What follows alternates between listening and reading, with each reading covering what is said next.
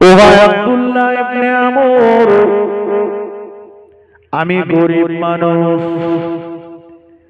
এমন কোন আমল ইবাদত আমার ভিতরে নাই। 5 ওয়াক্ত নামাজ আমি পড়ি, বেশি নফল নামাজ পড়তে পারি না। রমজান শরীফের রোজা আমি রাখি, বেশি নফল রোজা করতে পারি না। বিবি বাচ্চাদের মুখে আহার তুলে দিতে যে সবসময় আল্লাহ নবীর দরবারে এসে নবীর নূরের মুখের বয়ান আমি শুনতে পারি না।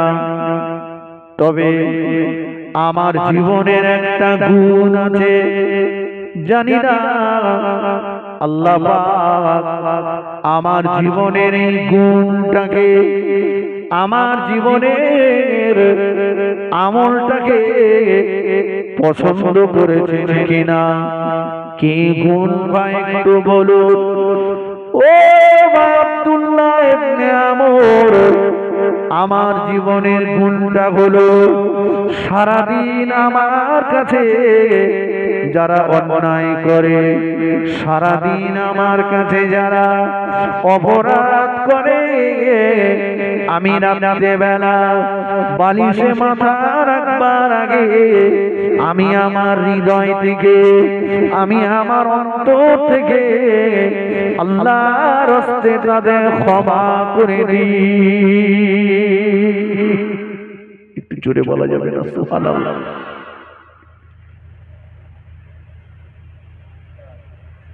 ভাই আপনি যে আল্লাহর বান্দাকে ক্ষমা করেছেন, আমার আল্লাহ আপনাকে ক্ষমা করে দিয়ে জান্নাতি বান্দা হিসেবে কবুল করে নিয়েছেন। জোরে বলুন, একটু মন খুলে বলেন। ভাই রাত্রে বেলা বালিশে মাথা দেওয়ার আগে কি করে? কথা বলেন। যারা সারাদিন অন্যায় করে তাদের ক্ষমা করে দেয়। আর আমরা বলছি খোকা ঘুমের ট্যাবলেট খেয়েও ঘুম হচ্ছে না কেন? বলে খোকা ওরে যতদিন আমি বাঁশ না দেবো ততদিন আমি স্বস্তি পাবো না। পরে বাঁশ দেওয়ার জ্বালায় ওর ঘুম উঠে গেছে। কথা সত্য না? মুসলমানের চরিত্র মিল নেই, এদের ইউনিটি নেই, এদের একতা নেই। পাড়ায় পাড়ায় দল, সব আমরা খণ্ড বিখণ্ড হয়ে গেছে। কেন? একটাই ত্যাগ নেই, ক্ষমা নেই। নামাজের পাটিতে বসে আল্লাহর কাছে কাঁদছে, শুক্রবারে জুমার দিনে ইমাম সাহেব দোয়া করছে, বসে বসে কাঁদছে। আল্লাহ বলে বান্দা তুই যে আমার কাছে কাঁদছিস, আল্লাহ তুমি আমাকে মাফ করে দাও। বান্দা তুই কি তোর ভাইয়ের সামান্য অপরাধ মাফ করতে পেরেছিস? তোর ভাই তোর কাছে সামান্য ত্রুটি করেছে, কে একটু ছাঁচের পানি পড়া নিয়ে ঝামেলা হয়েছে, কে একটু 1 বিঘা জমি নিয়ে ঝামেলা হয়েছে, তোর ভাইয়ের সঙ্গে 6 মাস 1 বছর আলাপ নেই, তারে তুই ক্ষমা করতে পারলি না, তার বিপদে পাশে দাঁড়ালি না, আর তুই আমার কাছে বলছিস ক্ষমা করে দাও। আল্লাহ তুই আমার দরবারে কত বড় আসামি জানিস? তুই যদি তোর ভাইকে ক্ষমা করতে না পারিস, তুই যদি আমি আল্লাহ আমার একটা বান্দাকে ক্ষমা করতে না পারি, তুই আমার কাছে ক্ষমা চাস কোন লজ্জায়? যে মানুষের উপরে দয়া করে না, আমি আল্লাহ তার উপরে কথা বলে দয়া করি না। কেন দুনিয়ায় গরম আছে তাই? বলে আমার গায়ে রক্ত থাকতে ওর সঙ্গে মেশবো, ওরে জীবন চলে যাবে তোর ভিড়েই পা দেবো। কথা ঠিক কিনা? আবার কেউ বলে শালা মল্লি জানা আমার জানাজা বন্ধ করবি রে তুই। চিন্তা করে কিসের এত মস্তানি? তোমার লাঠি আছে না পাটি আছে, টাকা আছে? তোমার থেকে অনেক বড় মস্তান ছিল নমরুদ। ও এত বড় মস্তান ইব্রাহিম আলাইহিস সালামকে বলেছিল, ইব্রাহিম তোমার আল্লাহর সঙ্গে যুদ্ধ করব। কত বড় মস্তান দেখেছেন? সেই মস্তানটাকে আমার আল্লাহ মেরেছে একটা অসুস্থ মশা, হ্যান্ডিক্যাপ মশা এর ভিতর দিয়ে মাথায় চলে গেছে, গিয়ে বসে বসে টুকটুক করে হুল ফোটাচ্ছে। আর সমস্ত জামানার ডাক্তার কবিরাজ সব ফের কি হবে বলে, মাথায় মার। কি দিয়ে মারবি? জুতোর বাড়ি মার। কথা বুঝেননি? আলাদা করে লোক রেখেছে মাথায় জুতোর বাড়ি মারার জন্য। আল্লাহ পাক এই অসুস্থ একটা হ্যান্ডিক্যাপ মশা দিয়ে জামানার শ্রেষ্ঠ মস্তানটাকে জাহান্নামে পাঠিয়ে দিয়েছে। অথচ তুমি যে ক্ষমতার অধিকারী হও না কেন, এই দুনিয়ায় আল্লাহর সৃষ্টি জীব যারা, এরা সবাই আল্লাহর পরিবার। সুবহানাল্লাহ বলে। 18,000 মাখলুকাত, এরা সবাই হচ্ছে আল্লাহর পরিবারস্থ লোক, সবাই আল্লাহর পরিবারস্থ। একটা পিঁপড়ে সে আল্লাহর পরিবারস্থ, মশা আল্লাহর পরিবারস্থ, গরু সে আল্লাহর পরিবারস্থ। তোমার ক্ষমতা রয়েছে বলে গরুটাকে মাঠে নিয়ে যাওয়ার সময় হাতে লাঠি রয়েছে, মাত্র একটা ওর গায়ে ঝেড়ে দিলাম। অবলা জীব। কথা বুঝেননি? মনে রেখো, ও কিন্তু আল্লাহর পরিবারের একটা। তুমি যে অন্যায় ভাবে ওর উপরে মারলে, এই হিসাবটা তোমার দেওয়া লাগবে। তুমি দুনিয়ার গরিব মানুষগুলোর উপরে অত্যাচারের স্কিম রোলার চালাচ্ছ তোমার ক্ষমতার বলে, তোমার লাঠির আর পাটির বলে। মনে রেখো, দুনিয়ার মাটির উপরে যতদিন তুমি আছো, দুনিয়ার চ্যানেল তোমাকে বাঁচিয়ে দেবে, কিন্তু গরিবের, অসহায়, নির্যাতিত মানুষের দুফোঁটা চোখের পানি আল্লাহর দরবারে কবুল হয়ে যাচ্ছে। রাসূল বলেছেন, অত্যাচারিত অসহায় ব্যক্তির দুফোঁটা চোখের পানি তাদের দোয়া, আর আমি আল্লাহ আমার আরশে আজিমের মাঝখানে কোনো পর্দা থাকে না, ওই দোয়াটা আল্লাহ পাকের দরবারে কবুল হয়ে যায়। জোরে বলুন। তুমি তার ঘরটাকে ভেঙে দিচ্ছ, তুমি তার দোকানটাকে ভেঙে দিচ্ছ, জলকটটাকে লুট করছো, তুমি তার রাস্তা বন্ধ করছো, চাষের জমিটাকে কেড়ে নিচ্ছ। সে অসহায়, সে আজ দুর্বল, সে বসে বসে নামাজের পাটিতে বসে কাঁদছে আর বলছে, আল্লাহ আমার ব্যাপারে সব তুমি খবর রাখো, আমার কিচ্ছু করার নেই। আল্লাহ আমি যদি প্রতিবাদ করতে যাই, সামনে গেলে আমাকে আবার মারবে। আল্লাহ আমি এই বিচার তোমার কুদরতি হাতে তুলে দিলাম। নবী বলেছেন, ও যখন হাত তুলে বলে, আল্লাহ তোমার কুদরতি হাতে তুলে দিলাম, আল্লাহ বললেন, ওমাইয়া তাওয়াক্কাল আলাল্লাহি ফাহুয়া হাসবুহু, যে বা যারা আমার প্রতি ভরসা করে, আমি আল্লাহ তাদের জন্য যথেষ্ট হয়ে যাই। জোরে বলুন সুবহানাল্লাহ।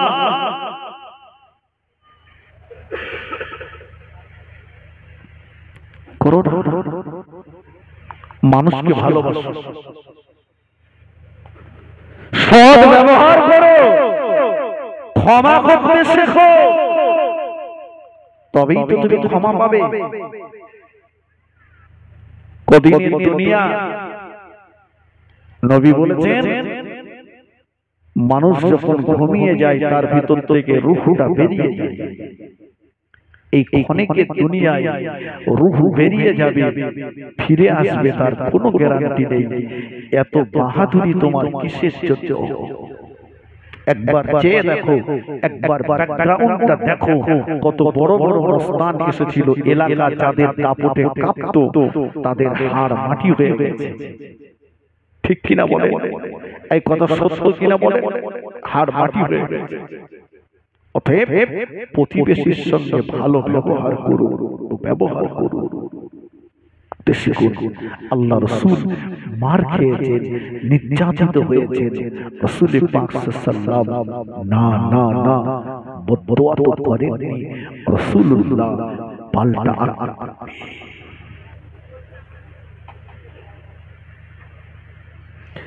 আল্লাহ নবী দিন দুনিয়ার বাদশাহ হাবিবুল্লাহ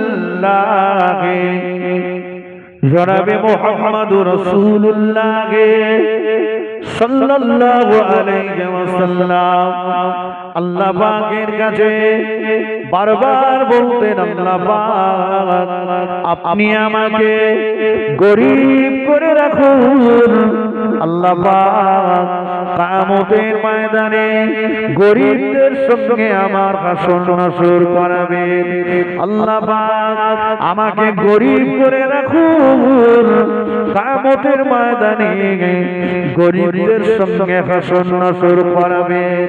আল্লাহ নবী বলতেন, ও আমার সাহাবীরা, আমি রাসূলুল্লাহ জানিয়ে দিলাম, দুনিয়ার টাকাওয়ালাদের চাইতে দুনিয়ার দিনদার গরীব মানুষেরা, দুনিয়ার টাকাওয়ালাদের চাইতে দুনিয়ার দিনদার গরীব মানুষেরা 500 বছর আগে আমার আল্লাহ পাকের দয়ার জান্নাতে চলে যাবে।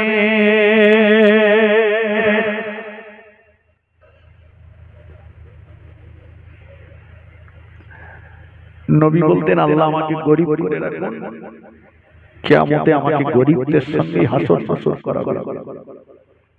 আর নবী বলেছেন, সাহাবীরা টাকাওয়ালাদের চাইতে গরীবেরা 500 বছর আগে জান্নাতে যাবে, ওরা যদি দিনদার হয়, নেককার হয়।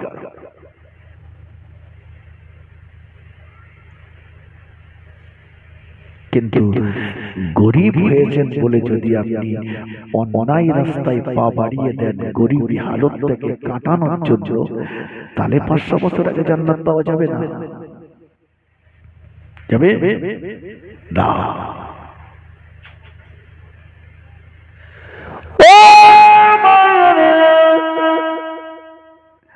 আল্লাহ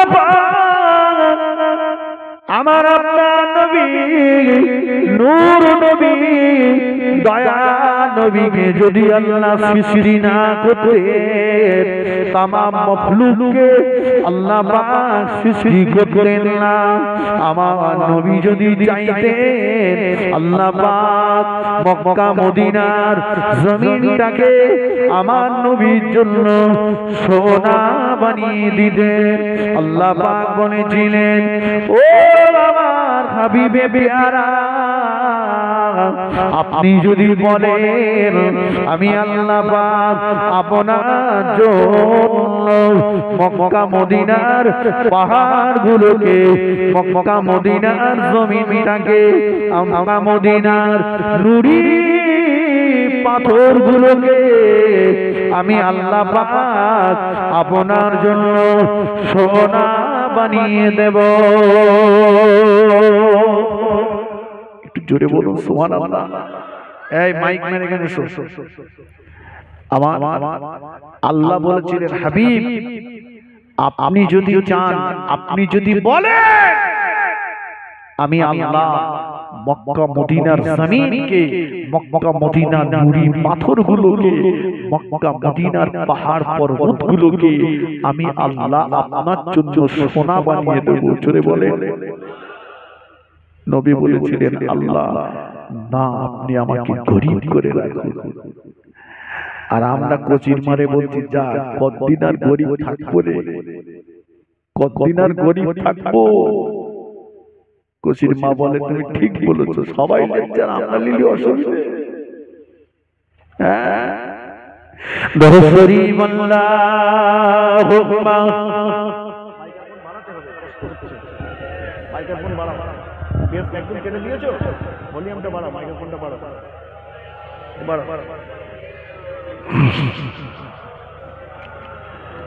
একটু মন খুলে পড়েন আল্লাহুম্মা সাল্লি আলা, একটু বাড়াও, দূর থেকে আওয়াজ পাচ্ছি না, দূর থেকে পাচ্ছি না পুরো।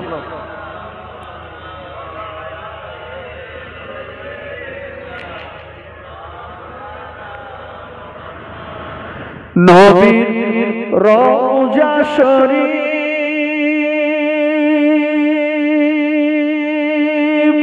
দেখে মন ভরে না, দিদার দাও গো শাহে মদিনা।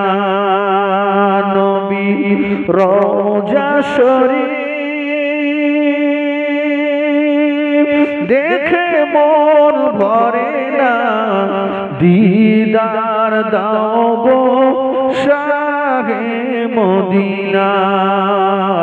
আল্লাহুম্মা বেশ কাটা আছে, মাইকের ফোনটা পাচ্ছে না কেন? দূর থেকে বললে যে আওয়াজ পাবো সেটা পাচ্ছি না কেন? কাছে নিলে আওয়াজ পাচ্ছি।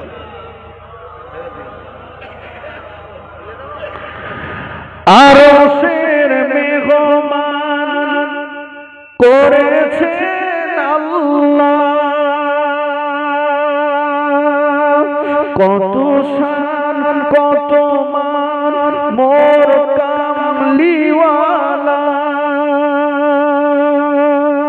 ও গো মদিনাওয়ালা করো করুণা, দিদার দাও গো শাহে মদিনা।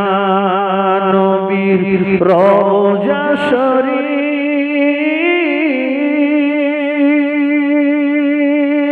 দেখে মন ভরে না, দিদার দাও গো শাহে মদিনা।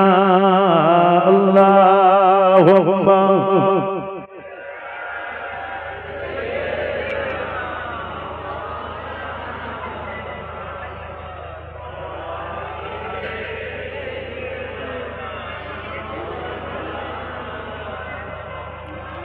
আমার ভাইয়েরা মুরব্বিরা,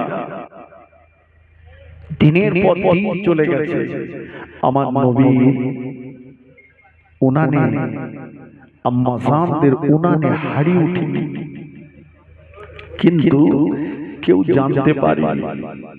পেরেছিল কি? কথা বলেন না, এত গরীব ছিল। আল্লাহ রাসূল খেজুরের প্রত্যেকটা অংশ ইফতারি করেছেন, বাকি প্রত্যেকটা অংশ সেহরি করেছেন। আহা,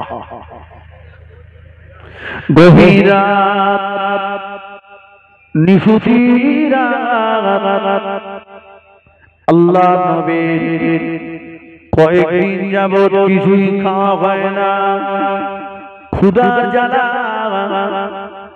আর সইতে না পেরে নবী আমার বিছানা থেকে উঠে পড়লেন। গভীর রাত, আল্লাহর নবী মদিনার রাস্তায় ঘুরে ঘুরে বেড়ান।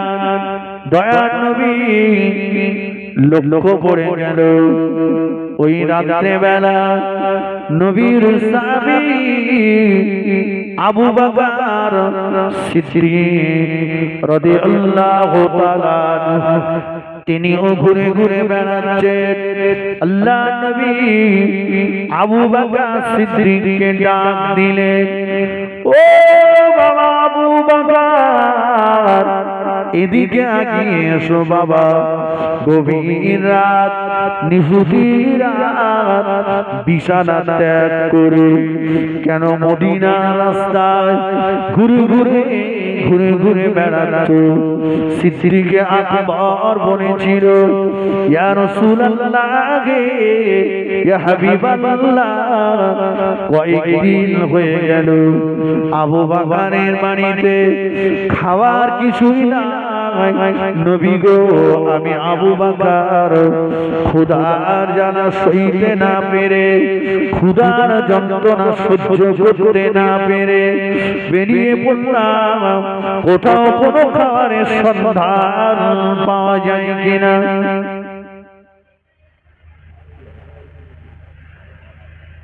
আল্লাহ কোথাও খুঁজে খুঁজে হযরত ওমর ফারুক রাদিয়াল্লাহু তাআলা আনহু তিনিও বেরিয়ে পড়লেন। হযরত আলী রাদিয়াল্লাহু তাআলা আনহু তিনিও বেরিয়ে পড়লেন। ও ভাইরা, ক্ষুধার যন্ত্রণা রাস্তায় বেরিয়ে পড়েছে। দয়ার নবী বললেন, সাহাবীরা ওই খেজুর গাছটার নিকটে যাও, গাছটাকে নাড়াচাড়া দাও। আল্লাহ নবীর কথা শুনে সাহাবীরা যে বললেন, এ মদিনার খেজুর গাছ, নবী ওয়ানাগারে, নবীর সাহাবীরা ওয়ানাগারে। বলবার সঙ্গে সঙ্গে খেজুর গাছের ভিতর থেকে টপ করে কিছুটা খেজুর আল্লাহর জমিনে পড়ে গেল।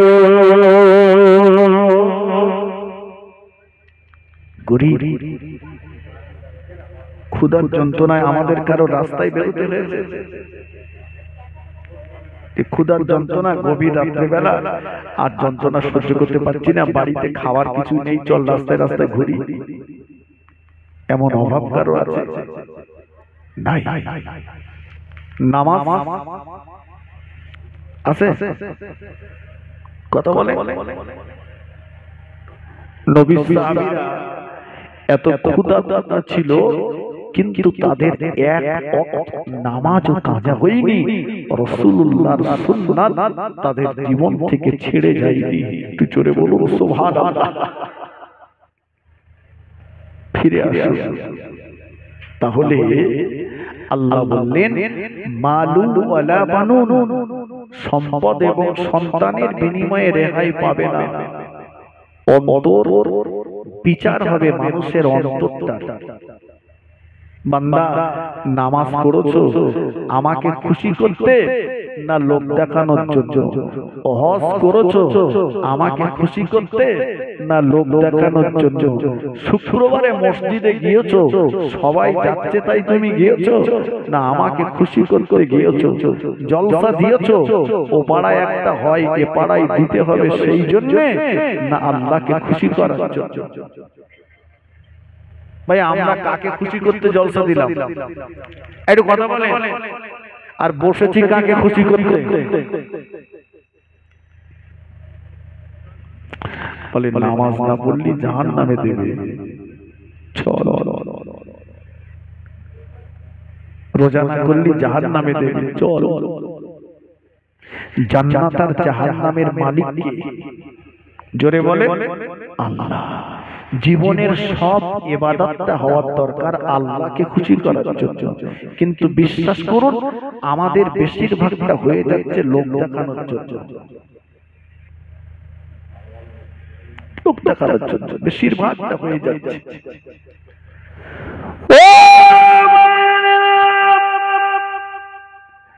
আল্লাহর ওলি বাইজিদ মুস্তামি রহমাতুল্লাহ আলাইহি রমজান শরীফ মাসে দিনের বেলা রাস্তা দিয়ে হেঁটে যাচ্ছে। জামানার মানুষেরা বলতে লাগলো, দেখো না জামানার বড় আল্লাহর ওলি বাইজিদ মুস্তামি যাচ্ছে, দেখো না জামানার বড় ওলি বাইজিদ মুস্তামি যাচ্ছে। হুজুর আমার হঠাৎ একটা হোটেলের ভিতরে ঢুকে গেলেন, হোটেল থেকে রুটি নিলেন, রুটি কিনে নিয়ে প্রকাশ্য জনসমক্ষে ওই রুটিটা হুজুর ছিঁড়ে ছিঁড়ে খেতে খেতে চলতে লাগলেন।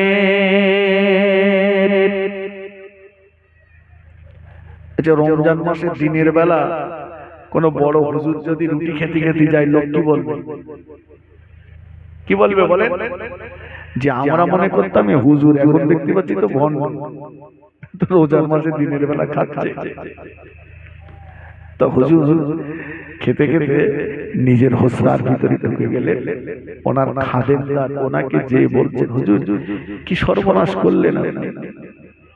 কেন বাবা, কেন? বলছে, হুজুর আপনি রমজান মাসে দিনের বেলা রুটি খেলে মানুষ কি সব উল্টো পাল্টা বলছে আপনাকে।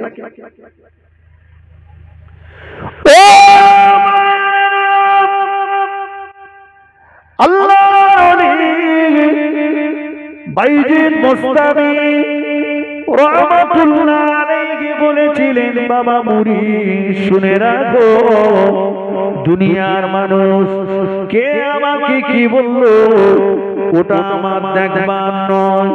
ও বাবা মুরি, আমি বাইজিদ রাস্তা দিয়ে যখন হেঁটে হেঁটে যাচ্ছিলাম, লোকে আমাকে দেখে বলতে লাগলো, জামানার বড় আল্লাহর ওলি, জামানার বড় আল্লাহর মাহবুব বাইজিদ মুস্তামি যাচ্ছে। ও বাবা মুরি, মানুষের মুখে মুখে এই কথাটা শুনে আমি বাইজিদ আমার ভিতরে যদি এক যারা পরিমাণ অহংকারের সৃষ্টি হয়ে যায়, এক যারা পরিমাণ তাকব্বুরি অহংকারী এসে যায়, আমি বাইজিদের জীবনের তামাম নেকিগুলো শেষ হয়ে যাবে। ও বাবা মুরি, আমি জানি একটা রোজা ইচ্ছাকৃত ছেড়ে দিলে একটা রোজার বিনিময়ে 60টা রোজা করে দিতে হবে। বাবা মুরি, আমি একটা রোজার বিনিময়ে 60টা রোজা করে দিতে রাজি, কিন্তু জামানার মানুষের কাছে আমি বড় আল্লাহর ওলি এ কথাটা শুনতে রাজি নয়।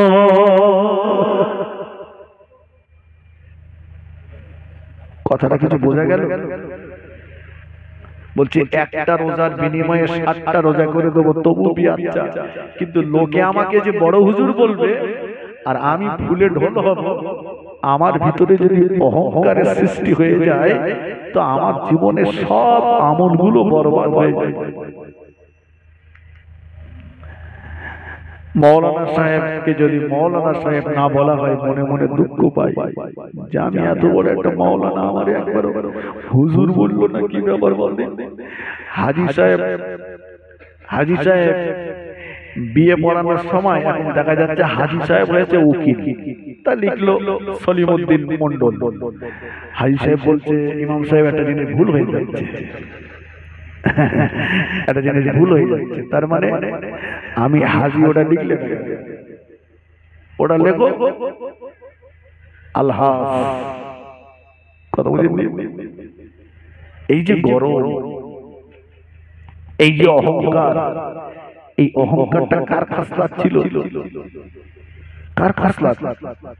কথা বলে শয়তানের খাসলাত। এই অহংকার, এটা হচ্ছে অন্তরের রোগ। এই অন্তর থেকে এই অহংকারটা দূরে সরাতে